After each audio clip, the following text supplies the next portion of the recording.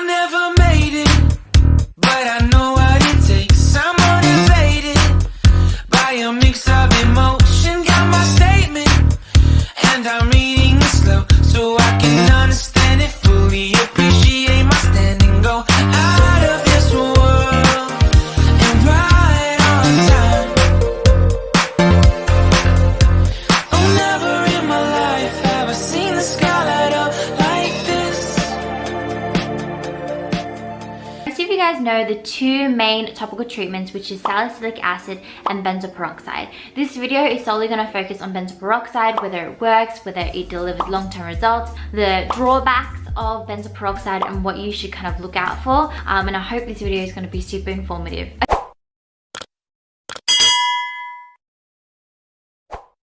Okay, so I'm gonna go right into the pros. Number one, benzoyl peroxide works relatively fast. Salicylic acid is great for exfoliating pores, clearing up blackheads and whiteheads, but benzoyl peroxide does that as well. So benzoyl peroxide not only exfoliates the pores, blackheads and whiteheads, it also kills the acne causing bacteria. It works great for treating inflammatory acne, and because it's quite potent, it kind of allows your pimple to diminish in a smaller size at a really quicker rate. You can use benzoyl peroxide as a spot treatment and as an all over treatment as well. I like to apply a thin layer across my cheeks and my forehead and my nose. I personally saw results within 2 to 3 weeks using benzoyl peroxide. I'm going to insert a video. So it was painful, swollen pimples underneath my skin, and I also had them come up to the surface. So these nodules became a cyst, and after using benzoyl peroxide twice a day, so once in the morning and once at night, my pimples started decreasing in size and it was less inflamed.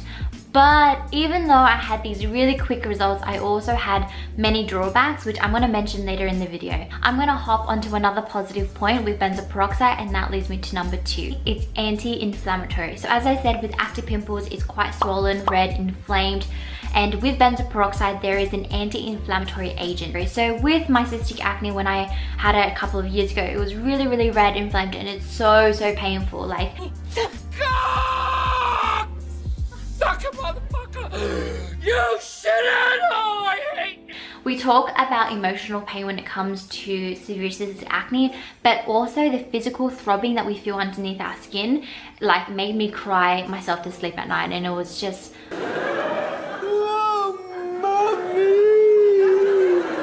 really traumatic experience. But when I started using benzoyl peroxide, I felt that it definitely alleviated the pain, and when I used it consistently, the pain kind of went away. The third positive point about benzoyl peroxide is it's actually very accessible and affordable. So with benzoyl peroxide, you can get it over the counter. You don't need a prescription. With benzoyl peroxide, there are different percentages. There's 2.5%, 5%, and 10%. Now, I'm going to tell you a little story. Me being super desperate when it came to acne remedies, I went and got the highest percentage. I got 10% over the counter. I was like,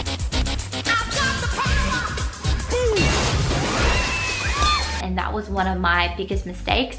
I think it's definitely a marketing ploy. You want the stronger kind of percentage to get faster results, but it's actually doing more damage than good. When I first used benzoyl peroxide 10%, it burnt my skin and it was like red, like fresh wound kind of feeling, and it was, yeah, really tough for me to get through. But then, so a few months later, I was like, you know what, I read about benzoyl peroxide, and so I tried 2.5%, and 2.5% is just as amazing. It does its job by killing that acne causing bacteria, getting rid of inflammation. The only thing is that with these great results, there are also side effects that you need to be aware of. So this is going to my second segment of the cons. Number one, it can be really drying and irritate your skin. Because benzoyl peroxide is so potent, it can cause extreme dryness, irritation, itchiness, and redness. So I think you have to ask yourself in this situation whether your skin can go through this phase. Some people ditch the product right away because it shows that it's a negative reaction.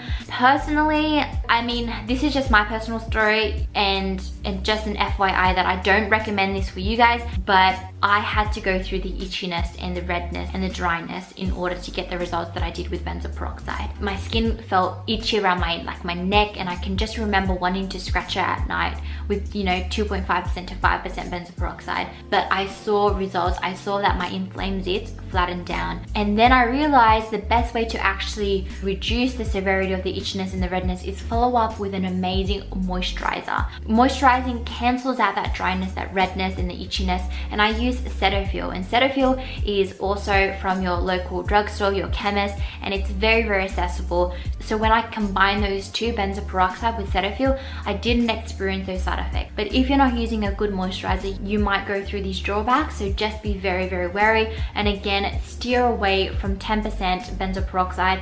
It does more damage than good. It's a marketing ploy. 2.5 to 5% is just as good. I highly recommend you to start from the lower percentages first, and once you're ready, then increase to 5 and just stop at 5%. The next negative drawback of benzoyl peroxide is it makes your skin more sensitive to the sun. I remember going on vacation a couple of years ago, and I didn't really take sunscreen seriously because I was like, you know, whatever, a 10 is like really good for my skin. It's actually not. And I came back after probably 1 hour of swimming in the ocean. My face was lobster red. I'm telling you, my sisters freaked out. And I was like, what the hell? Why am I so red? Like, my sisters weren't burnt and they didn't use sunscreen. And our skin type is very, very similar in terms of like how we react to the sun. But like, I realized it was because of the benzoyl peroxide. Benzoyl peroxide kind of exfoliates the outer mantle of your skin. So this photosensitivity causes you to be more prone to sun damage, sunburns, and all of that kind of dehydrates your skin, so making you more prone to acne. Another con with benzoyl peroxide is that it is a strong bleaching agent. So your towels, your bed sheets, your pillowcases can be stripped from its color,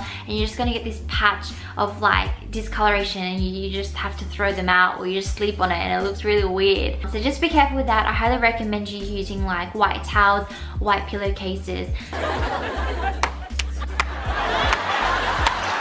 I mean, I guess it's the way you kind of see it. Benzoyl peroxide as a strong bleaching agent helps with hyperpigmentation. It actually gets rid of that dark purpley red spots as well. It works miracles, but at the same time it could affect you know, your clothes, and so it could be kind of an inconvenience. The last con with benzoyl peroxide is actually that it only delivers short-term kind of results. I mean, it depends. So if your acne is caused by internal imbalances, which often it is, using benzoyl peroxide could be like a maintenance kind of topical treatment. But if you're continuously not treating the root cause of your internal imbalances, then it's kind of like a band-aid effect with the benzoyl peroxide. You're forced to use it for the rest of your life. Because I remember when I stopped using benzoyl peroxide, my acne came back.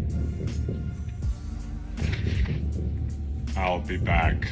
And then I started getting cystic acne. And I kept using benzoyl peroxide, but it just wouldn't work. I still had really severe throbbing acne. And I realized it's because I need to kind of detox and cleanse my body in a way that will support my hormones and support my gut health. So when I did that, I saw long-term results. With benzoyl peroxide, if you want to come off it, do not go cold turkey. Definitely my #1 tip is actually weaning off the benzoyl peroxide. The reason why you break out after stopping benzoyl peroxide like cold turkey is because this topical treatment gets rid of the excess oils. And imagine your skin relied on this topical treatment to handle your excess oils, and that element is gone. And so your skin's gonna freak out and overproduce excess oil. So I started off using benzoyl peroxide twice a day, so once in the morning and once at night.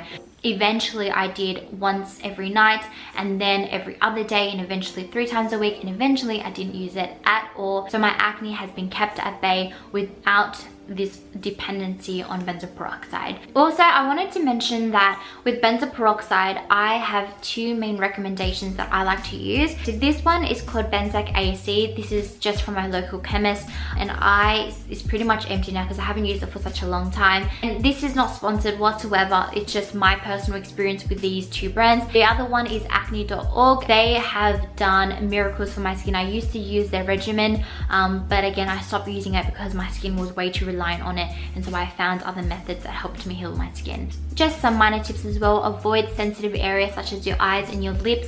They become very, very irritated and red quickly, so just steer clear of that. I think that's all for today. Whatever method you pick, I hope it works for you. Big kisses, mwah, and